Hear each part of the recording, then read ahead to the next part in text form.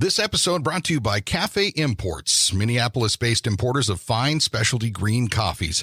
Independently owned and operated since 1993, Cafe Imports has been dedicated to decreasing its impact on the earth through renewable energy, carbon neutrality, and by supporting conservational efforts in places where quality coffee is grown and also where quality coffee is consumed. Where does your coffee come from? And by the National Parks of Lake Superior Foundation. As a nonprofit, we rely on support from listeners like you. If you like what you hear, please consider a donation. To learn more and make a gift, visit us at www.gosuperior.org.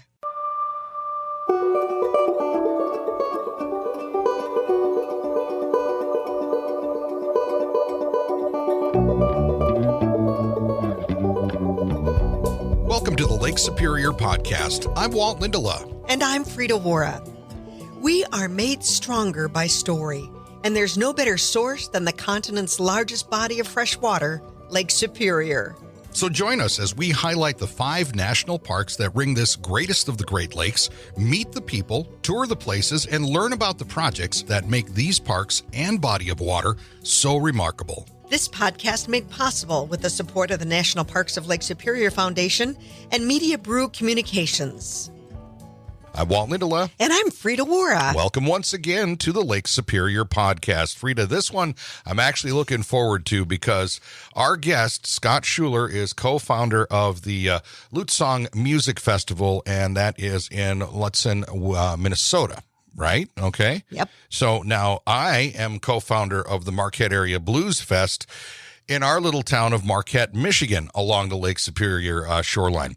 This sounds like it's going to be a lot of fun, but tell me how you kind of found this, and because you seem to have a little bit of a connection to this as well. I got to tell you, Walt, if anybody's the music man for Lake Superior, I'm going to give you that crown. Absolutely. Oh, boy. Flat Broke Blues Band, you betcha. You guys are just amazing. But it was in actually 2009 that I happened to be with dancing my rear off at Papa Charlie's to a Zydeco band. And my good friend Jim Vick over there, he was the one that organized a bunch of ski riders to go to Lutsen Mountain is the best place to ski in the Midwest. It's just so wonderful. Love it, love it, love it. But the music scene, we don't think a lot. We always talk about where to kayak, hike, ski, play. Yeah, let's talk play music. And then I found out about the Lutsong Music Festival, and I gotta go. But we gotta meet Scott. Yes, Scott Schuler joins us on the line here now. He is co-founder of the Lutsong Music Festival. Welcome to the Lake Superior Podcast. Well, thanks, Walt and Frida. Appreciate it. I'm happy to be here. I'm looking forward to this conversation here, but let's start a little bit of a background about you, Scott. How did your path lead you to Minnesota? How did you get there?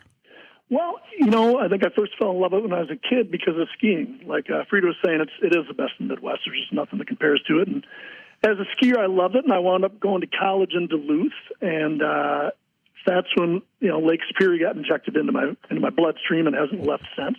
So just a huge fan of Lake Superior and the lifestyle up here, the hiking, the paddling in the summer, and definitely the skiing in the winter. But quite honestly, a big part of it was the music scene that Jim Vick did provide up at Papa Charlie's before, sadly, it burned down a year or two ago. Oh, yeah. We probably need to let our listeners know that Papa Charlie's, is there a plan to bring it back? There is. I think it's probably a bit of a scaled-back plan, and I'm certainly not the one to talk to about that. But it sounds like it might not be as great as it was in the old days, but I think there's still a hopeful focus on music up there. Yeah. But, Scott, are you a musician? I am. I'm more of a songwriter or writer in general, a lot of poetry and songs, and played out a handful of times, and still do. I host a campfire. It's more like a camp counselor up at Caribou Islands Lodge every Sunday night. I bring a couple of guitars and try to entice other people to join me, and it's a blast, So where did the idea come from then to go into the effort of producing something like a music festival to bring this to the community? It all started around the campfire, just like a lot of great ideas. I was hanging out with Molly Mayer, who's one of my co-founders and dear friends, and some of your listeners will definitely be knowledgeable of Molly. She's kind of an icon in the Twin Cities, and her and I both have a bit of a festival and events background. And we sat around up there in such a beautiful environment, looking at Lake Superior in the background, trading songs with some guitars, and thought, how can we share this? How can we get other people to enjoy it? And the two of us, along with our other partner, Chuck Corliss, who owns the North Shore Winery, who's also a songwriter and player, we kind of got together and started talking about it. And, we got the ball rolling. And it really took Caribou Highlands and Odyssey Resorts to make it happen. We needed that lodging partner and that somebody with the space to do it, and they've been nothing but wonderful to help get this thing going. How long ago was that when you got this thing going? Well, it's our third year, so 4 years ago is when we started talking about it. Right. So our first year was 2022, and we were just kind of all coming out of COVID, and that was probably another part of it. We wanted to get out and experience live music again and help provide some of that, and in a clean, healthy environment up on the North Shore was kind of a big thing coming out of COVID.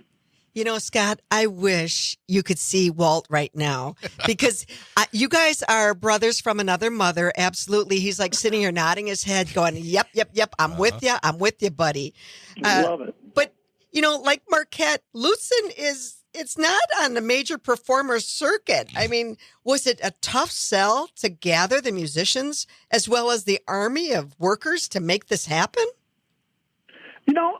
Very fortunately, not so much. I mean, it's a little tougher, but because Jim Vick and Lutsen Mountains kind of started such a great tradition of music up here to begin with, a lot of the musicians are sort of comfortable taking that 4-hour drive for less money than they normally make, right. Just to be up here, to be in the environment. And, again, my partner Molly's entrenched in the Minnesota music scene, and I have been as well, as has Chuck. And so to get your buddies to come together to start it and have such an amazing band that they told all of their musician friends, it's just such a boutique and special type of festival and environment that it's not been too difficult. Getting the larger acts, the national acts, is a little tougher because routing is so difficult on the way up. We're super grateful to have Joe Pug this year. He's been on my list since we started this thing, and it's a bit more of a challenge with travel and budgets, but we're making it work, and hopefully we can continue to get that word out and make it a little easier to attract them in the future. So the festival usually is held when? Do you have it sort of on a set weekend, or does it rotate, or what is the general schedule with that? No, generally, not generally. It's always the third weekend in July. Okay. It's a little tough. You got Winnipeg the week before and Bayfront with Trampled by Turtles week. Everything happens all around the same time, and actually all summer long. There's events going on. So when we started the series, we just decided this is when it's going to be, and we're just going to keep providing it, and people will have wonderful choices to make. We are talking with Scott Schuler today, co-founder of the Lutsong Music Festival in Lutsen, Minnesota. And Scott, Frida's right. I mean, I'm someone that has been producing not only the Marquette Area Blues Fest in Marquette, Michigan for about 20 years, but prior to that, I was doing shows at our local ski hill and on the shoreline. And I'm so sympathetic on what you're talking about in terms of getting those artists to come. It can be difficult to get them to come the first time, but I'll give you an example for our event. It's on Matson Lower Harbor Park in Marquette, Michigan, right on the shore of Lake Superior. And when these artists get out of the van and they can put their feet on the grass and not some, greasy infield somewhere at a fairgrounds, and then they can even go jump in the lake if they want to. They never forget that, and it becomes a special place. It sounds like you have the same thing, that there's something about the big lake to the region that really draws the artists there. Tell me about that. And it absolutely is. I think the only difference is on the North Shore, we're not jumping in the lake like you guys are on the South Shore. Well, we're not always on the South Shore either. Well, that's true. After sauna, you can do it. Absolutely. Well, and I actually really enjoy it, but I'm not Wim Hof, so once in a while. But it's just such a special place. I think a lot of people think that, Duluth is the North Shore, and it really doesn't, in my own opinion, start until you hit two harbors. And by the time you get up to Lutsen and the surrounding area, Grand Marais, it's just such a stunningly beautiful, special place. You can't help but feel good. You can't help but be inspired. I think there's a reason we have such a strong artist community up here. Everything from potters and writers and painters to musicians. I mean, it's an inspirational place, and you can't help but feel it. Like you said, the minute you get out of the van and you're taking a look, that whole drive up, you're looking at the big lake, and you get up here and you just feel good. So it gets to be an easy sell once other people experience and can pass that word along. Walt has to share. You got to share the artist that you had, Walt. I love that story. Well, this is a story that we had an artist. His name was Sean Costello from Atlanta. He's a blues artist, young guy, unfortunately passed away a few years ago, but he was up here with his band and they were working on their new project, new album, and they had writer's block. And they played one night and then they went for a walk in the morning along the shore of Lake Superior here in Marquette. And they said that there's something about Lake Superior that the energy came out, that they started, like the writer's block went away, and they were talking about the big creativity, out of the lake, and Frida calls it the big blue, and I call it the big lake, and out of that comes big ideas. And that sounds like what you guys had here. You made something, and now the artists are really like, they're part of family, aren't they? Absolutely, they are, and it's just so fun to share it with people. As I'm sure you feel the same on your festivals. We had a Lutsong Productions is our company, mine and Molly and Chuck's, and we produced the first Lake Superior Jazz Festival up here 2 winters ago in November, and we brought up the Grammy-winning New Orleans Jazz Orchestra, the Nojo 7, and these these musicians are from New Orleans. They came up in November in a snowstorm, and I think their first thoughts were, "What the hell are we doing? Who talked us into this?" And I got to tell you, every one of them, they just couldn't have been more happy that they came. They couldn't have been more grateful, and they're certainly wonderful. They're amazing to watch. But they all were like, "Wow, we didn't know what we were getting into, but this is just such a wonderful place to be." So they were looking forward to coming back, and we were planning on having them until sadly we lost the venue. Yeah. But same thing, you got some New Orleans people coming up to the frigid, icy snows, and they still had a blast. So tell me a little bit about, with your event now, what is sort of the types of music that you showcase? Do you mix it up a little bit? Do you have a certain style at this? If someone comes, what can the audience expect? Yeah, I think, the fact that Molly and Chuck and I are all songwriters, we really care about lyrics and words, and that's kind of what it was, a roots-based stringed instrument kind of Americana festival, I guess. Walt, I'm sure you hate. Blues is a little easier to pinpoint, but no, we're definitely looking at. Yeah, I know what you're talking about. You're talking about like a singer-songwriter, stringed, maybe acoustic, that kind of thing. Something that sounds like appropriate to a campfire by the lake. Yeah, it is. It definitely goes beyond that. That's where it all started, and we continue with that with great writers, but we always throw a few things in there. We've had some really wild, almost post-punk stuff. We always want to throw in at least one or two to shake the audience up a bit. A little bit of jazz. So it's pretty fun. We got Kiss the Tiger out of Minneapolis, which is just an unbelievable show, and then Tina Shaleski, which is like going to church. Just a fantastic, moving experience. So we've got a little bit of everything.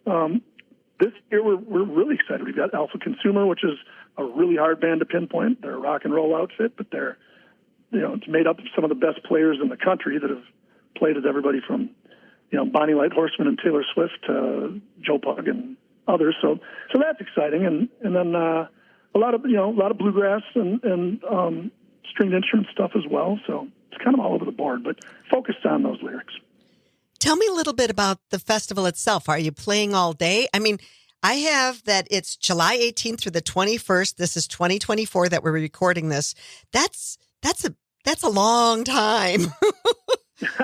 Well, it is, and it's kind of it's tough to pinpoint. But we start out on the Thursday night, which is the 18th, and that's a free community show to everybody, anybody that wants to come, anywhere from wherever you're coming from. We'd love to have you, and we like to do that. Our tagline is music, art, and community, and that's the three things that we really care about and want to foster and push as much as we can.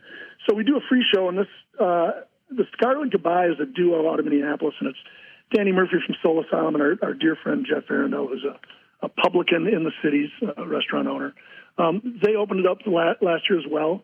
And this year, joining them will be Sarah Morris. And Sarah's kind of the preeminent woman of song in Minneapolis. She's just a fantastic songwriter, and she's kind of helping us with a few different things. We can talk more about her in a minute. But they are opening it up Thursday night with a free show.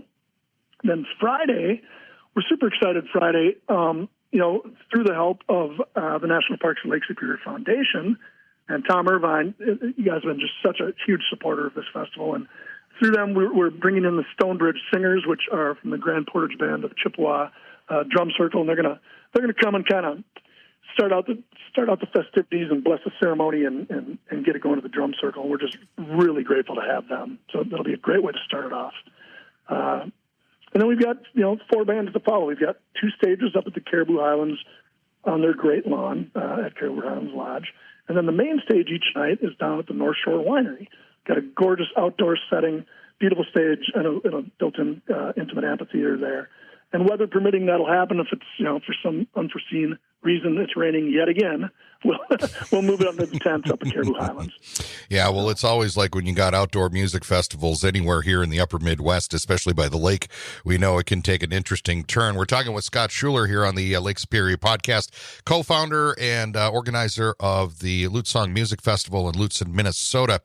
You always say that third weekend in July, and for maybe people that catch this broadcast or this podcast, that they don't have the opportunity maybe to make it to 2024, where can they find a little bit more about just the festival and maybe some of the future plans as well? Yeah, I mean, definitely at lutsongmusicfestival.com. We try to keep that updated as much as we can. But the music and the shore in general, I mean, the best place to go is visitcookcounty.com. We've got just an incredible partnership with Visit Cook County in the past, and they've been really good to us, and they're just great about promoting the North Shore. Also, Boreal Media. And WTIP is our local radio station that does a good job of letting people know what's going on musically. So, check in with us at lutsongmusicfestival.com and keep an eye on those other venues. This is so great. And Cook County, you know who they have there? They have Kirsty Vick. So Jim's daughter. Yeah, there you go. That apple didn't fall far from the tree. Yeah, or let's say that the pine cone didn't fall far from the spruce there. That's a fact. She's such an advocate for the county, and she's been just wonderful to us. And besides that, she's just a damn fine human being. So we're grateful to have a relationship with her as well. So this idea started about 4 years ago, let's say, and you said, let's do this. You mentioned that you and your co-founders have a background in event production and promotion and shows, which definitely helps in making something like this happen. But tell me about the community support. I'm hearing that it sounds like you have a lot of it, like we do in Marquette with our various festivals, not only the Blues Fest, but with Hiawatha Traditional Music Festival and other events, Harbor Fest. There's a lot of community support and business community support. How has that been? You mentioned partners like the foundation. What's that been like as you got this going from an idea to where you are now? It's been great. I mean, the community support is just, it's endless, and it's just such a wonderful community to be involved in. And we get a lot of support with our volunteers and that type of thing from the community. In a county of 5,000 people, it's a little tougher to go after those sponsors. But we've been super fortunate to have Caribou Highlands and Odyssey Resorts as our main partner along with the North Shore Winery. And then, as I said, the National Parks of Lake Superior. But Cook County Home Center is a big one. And this year we're also really excited to have the Gentleman Forager. If people aren't familiar with the Gentleman Forager, you can go to gentlemanforager.com and check out Mike Kepenick's business. But he's a preeminent mycologist in Minnesota, and he's going to be doing some cool morning hikes, going out and identifying some things, foraging, and he's going to have a tent set up there as well. So we're grateful to have him, and we've also got some support in The Current and Northern Wilds magazine, as well as Music Mission, which is another endeavor that my partner Molly's involved in. I need to bring up here, Scott, that you're talking 5,000 people in your entire county. I want listeners to understand that when you put on a big event and you've got 5,000 people in your community that are there, because this is a year-long event to plan. I know as soon as you're done on the 22nd of July, you'll be thinking about July of 2025. And hallelujah, that you are pushing forward and have, so many folks that are standing there behind you. But how has it changed in 3 years? It's absolutely, and with intention, it's been kind of a grassroots thing. Word of mouth is what keeps it going. It hasn't changed a whole lot yet, although we doubled the second year what we did the first year, and we anticipate doing that again this year. Our focus is just to keep making it about the music. Our challenge is keeping it as magical and intimate as it is. I think everybody's happiest time up here is, even though the music's great, when the music's done, all those musicians that played that day gather around a bonfire and start trading songs just like they were your brothers or cousins, just hanging out around the fire. And that's a magic most people don't get to see. It's far more intimate than a typical festival experience, I think. So to maintain that, I think, is the challenge.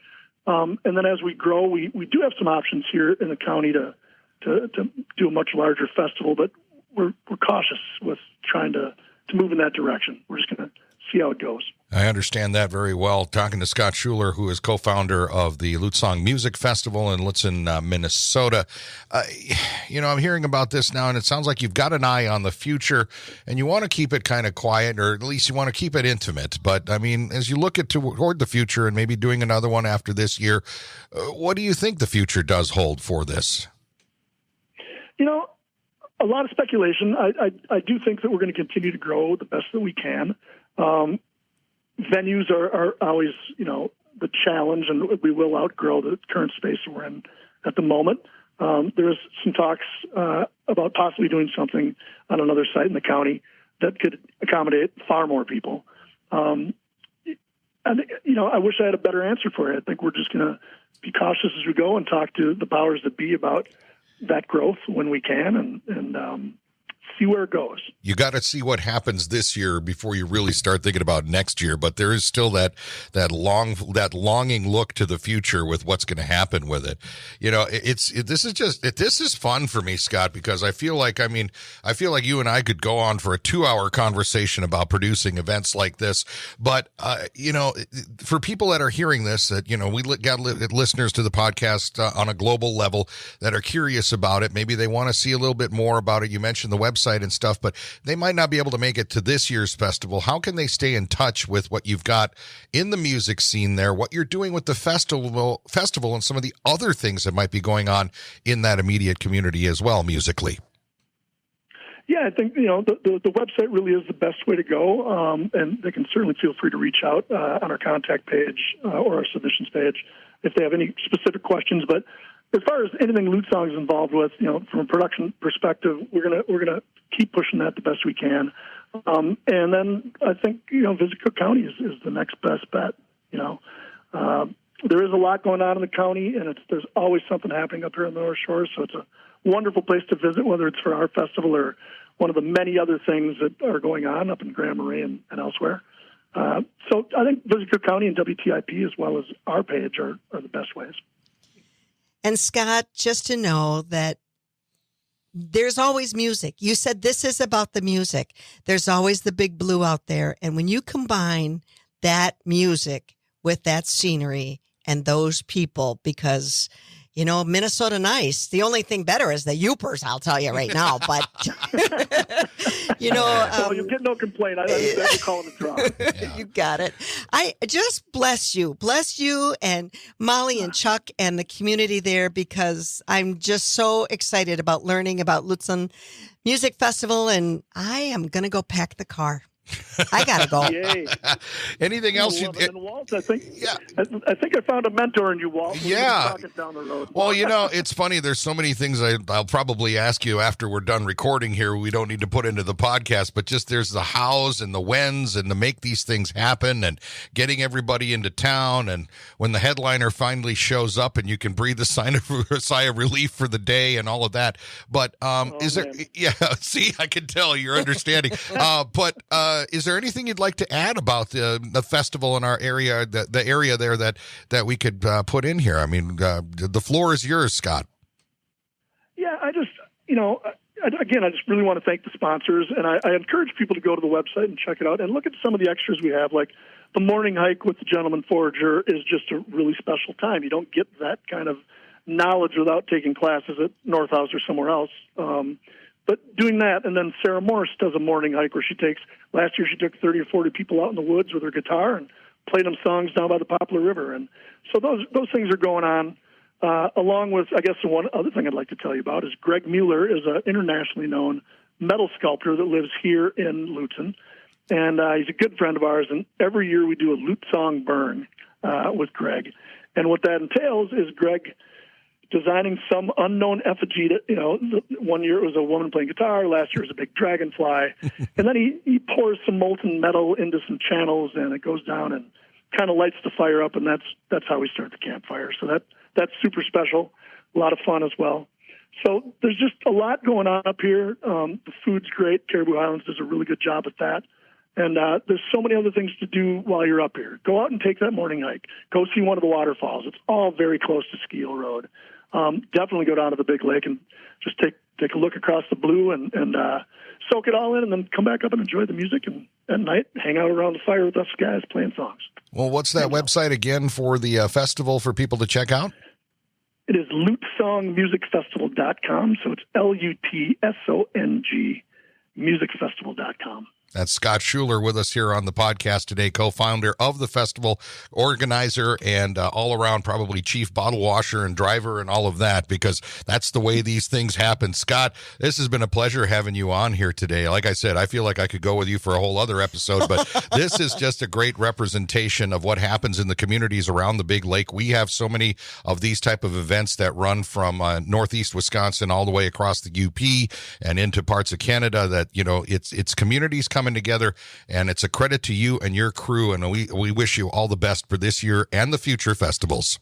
Well, thank you so much, you and Frida both, and Tom Irvine, and everything you guys do is just fantastic, and we're super grateful for the support, and thank you for having me on. Scott Schuler, who is the co-founder of the Lutsong Music Festival, organizer at happening third weekend in July in Lutsen, Minnesota, and Frida, just that energy that he has for it, it's a special kind and a special breed of people that you have when you put something like this on.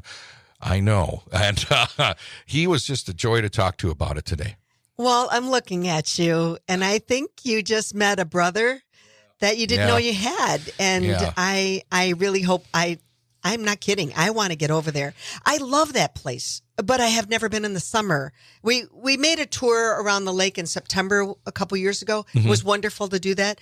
But now I know, and honest to goodness, Cook County, Grand Marais. We all know about Grand Marais, Michigan, Grand Marais, Minnesota. It's really worth the trip over there. And knowing now too, the Stonebridge band, the drummers, we've talked about them from Grand Portage. I've not had a chance to listen to them. I have a feeling that's almost going to be spiritual. The thing that's nice about this is that this is also a way where the foundation is able to help out by supporting this event, the National Parks of Lake Superior Foundation, but all the other community groups that are coming together and the media and everything.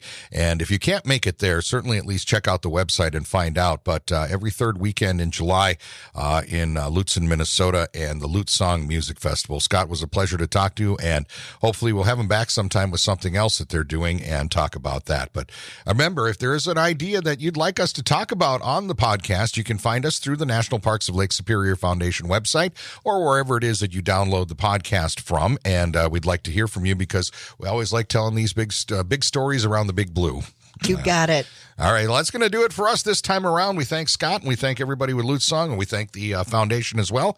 I'm Walt Lindala. And I'm Frida Waara. Thanks for listening. The National Parks of Lake Superior Foundation, NPLSF, is the only official nonprofit 501c3 fundraising partner of the National Park Service for all 5 U.S. National Park sites on Lake Superior. To learn more about NPLSF projects and programs, you can visit the website at nplsf.org or friend them on Facebook. I'm Frida Waara. And I'm Walt Lindala. Thanks for listening to the Lake Superior Podcast. This podcast made possible with the support of the National Parks of Lake Superior Foundation and Media Brew Communications. This episode brought to you by Cafe Imports, Minneapolis-based importers of fine specialty green coffees. Independently owned and operated since 1993, Cafe Imports has been dedicated to decreasing its impact on the earth through renewable energy, carbon neutrality, and by supporting conservational efforts in places where quality coffee is grown and also where quality coffee is consumed. Where does your coffee come from? And by the National Parks of Lake Superior Foundation. As a nonprofit, we rely on support from listeners like you. If you like what you hear, please consider a donation. To learn more and make a gift, visit us at www.gosuperior.org.